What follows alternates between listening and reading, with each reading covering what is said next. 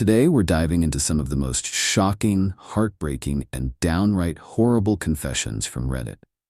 These are the kind of stories that will leave you speechless and questioning humanity. Let's get into it. But fair warning, some of these are heavy. This is a heartbreaking story I came across online. It's about a woman who made a terrible mistake that led to unimaginable consequences. She cheated on her husband, who had a history of depression, and what happened is just tragic. Let's read it. I cheated on my husband and ruined his and his family's life. I can't believe what is happening around me. It feels like my world is falling apart. I know I may seem sociopathic because I am composed, but I think I'm in too much shock to be emotional. My husband struggled with depression as a teen years before I met him. From the ages of 15 to 18, I was told by him that he self-harmed daily and attempted suicide. He said he eventually had to leave his house because his father thought he was faking it and just needed exercise or go outside. When we met at 22, it was love at first sight. He was handsome, tall, amazingly charming, and made me feel amazing. He was super intelligent and driven as well, which made me infatuated with him. I feel sick typing this out. When we were 24, I convinced him to mend his relationship with his father. He was at our wedding 2 years later, and was a father figure to me as well. I don't know how to say the rest of the post. I've been calm up until now, but I'm shaking again. I cheated. My hubby was working overtime to afford us a vacation. I was at a girls' night out. He was so handsome and masculine and confident. I guess with my alcohol, light drinker, I just forgot about my husband. I went to his place and we did it. We had sex. It was amazing, better than anything my husband ever did. I fell in love. I knew my husband was the love of my life, but this guy satisfied me like he never could. I feel ducking awful and sick and disgusted with myself just typing this out. The next morning, my husband saw our texts on my bedside table. He snooped my phone and found our plans to meet up again. Being honest, I probably wasn't going to meet up with him again. I just loved the thought of it. My husband unalived himself 3 days later, a ducking extension cord in the garage. The cord snapped at some point, but he was long gone, neck snapped on the cold pavement. A ducking pull-up bar and an extension cord took him away from me. It gets so much ducking worse. I told his father it was from his depression as a teen, not that I had cheated on him. He left a note describing in detail how cheating was his biggest fear, and he found his demons coming back to him and didn't want to live depressed anymore. He wrote, "I love you" at the end, and that was it. I told his dad it was all depression from his teens and hid the letter. His dad unalived. This sounds like some fake 8th grade story. I feel ducking ill. I feel empty. His dad didn't leave anything. He must have thought it was from him not being supportive. I made the biggest mistake of my entire ducking life, and this is how I pay for it?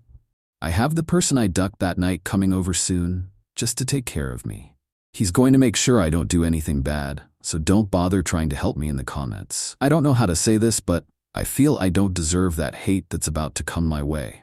I know I ducked up, but my husband and my father figure just ducking died, and it's all my fault. Please cut me some slack. I just want someone to know it's my fault. Maybe one day I can forgive myself. What did I just read now? Oh my God, this is really messed up. This story is a heartbreaking exploration of human frailty, the consequences of our actions, and the importance of mental health. It's a reminder to approach relationships with care, to seek help when struggling, and to treat others with kindness and understanding.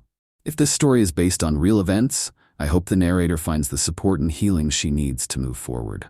If it's fictional, it's a powerful narrative that could spark important conversations about infidelity, mental health, and the ripple effects of our choices. So guys, if you enjoy our videos, show some love by hitting that like button and subscribing to our channel. Your support keeps us motivated and means the world to us. Alright, let's dive into another confession. Sweetheart of a husband. This one's a heavy. For 3 years with my violent, abusive ex. This is the one secret I am taking to my grave. So the plan was to post this in r/relationships and ask for advice, but I read through a few similar threads from the archives and people do not take well to cheaters there. So harsh confession will have to do. Sorry for the throwaway account, but it had to be done. So sorry. but I'm not sorry, I guess. My husband and I are both in our late 20s, and we've been married for 5 years and together for 6. We are really happy now, but it hasn't always been like that. My husband is a bit of an introvert, but he is getting better now. When we first got together, he was a very quiet, nerdy guy, and he could be charming, but sometimes he got carried away with his hobbies. He was really different than the guys I normally date. Much nicer and more stable. And he loved me for me, which is an awesome feeling.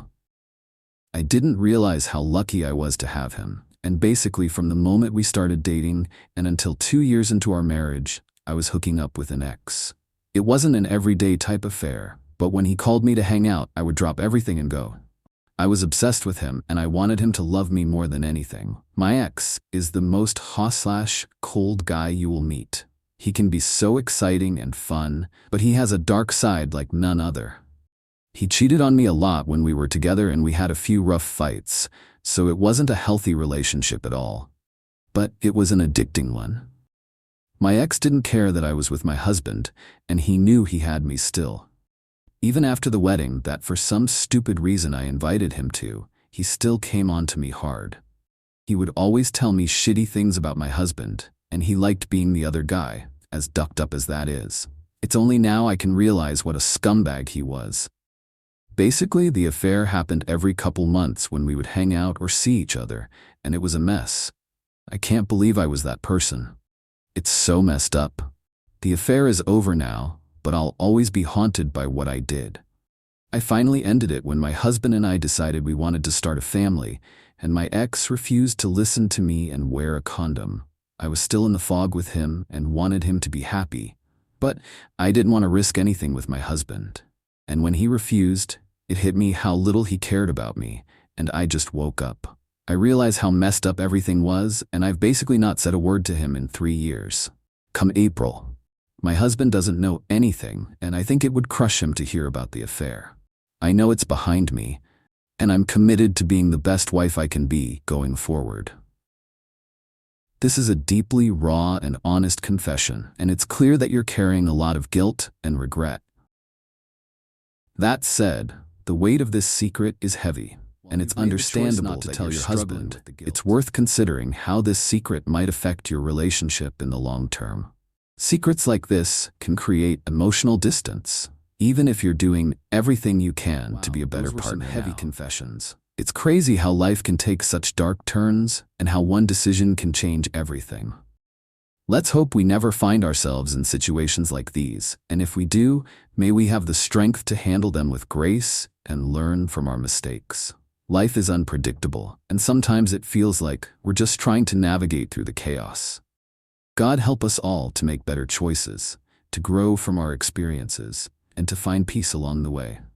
Thanks for watching, and take care of yourselves out there.